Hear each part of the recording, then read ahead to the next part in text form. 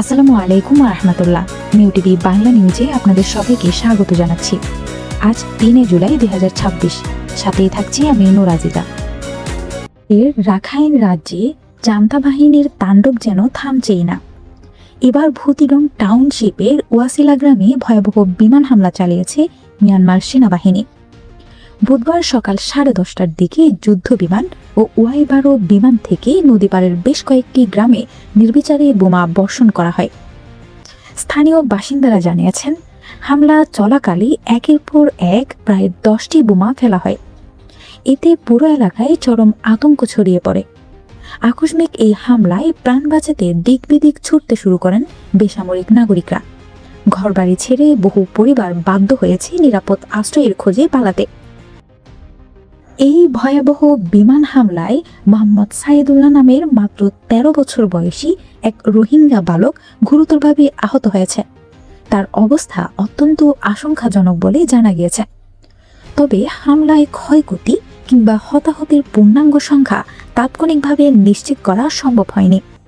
স্থানীয় বাসিন্দারা বলছেন, এই সংঘাতের সবচেয়ে বড় মাসুল দিতে হচ্ছে নিরীহ বেসামরিক মানুষকে, আর তাই আন্তর্জাতিক সম্প্রদায়ের দ্রুত হস্তক্ষেপ কামনা করছেন তারা। কক্সবাজারের উকিয়ায় মাদকের বিরুদ্ধে কঠোর অভিযানে নেমেছে আর্মড পুলিশ ব্যাটালিয়ন এপিবিএন। এরই ধারাবাহিকতায় বৃহস্পতিবার সকালে পানবাজার পুলিশ ক্যাম্পের চেকপোস্ট এলাকায় অভিযান চালিয়ে ৬,০০০ পিস ইয়াবাসহ জুনায়েদ নামের এক রোহিঙ্গা যুবককে আটক করেছে পুলিশ। পুলিশ সূত্রে জানা গিয়েছে, চেকপোস্টে তল্লাশির সময় ওই যুবক পুলিশের চোখ ফাঁকি দিয়ে পালানোর চেষ্টা করলে পুলিশ ধাওয়া করে তাকে ধরে ফেলে। পরে স্থানীয়দের উপস্থিতিতে তার দেহ তল্লাশি করে একটি শপিং ব্যাগের ভেতর থেকে 30টি প্যাকেটে মোড়ানো মোট ৬,০০০ পিস ইয়াবা উদ্ধার করা হয়। ঘটনার সত্যতা নিশ্চিত করে এপিবিএনের অধিনায়ক রিয়াজউদ্দিন আহমদ জানিয়েছেন, রোহিঙ্গা ক্যাম্প এলাকায় মাদক, সন্ত্রাস ও অপরাধ দমনে পুলিশের অভিযান চলমান রয়েছে।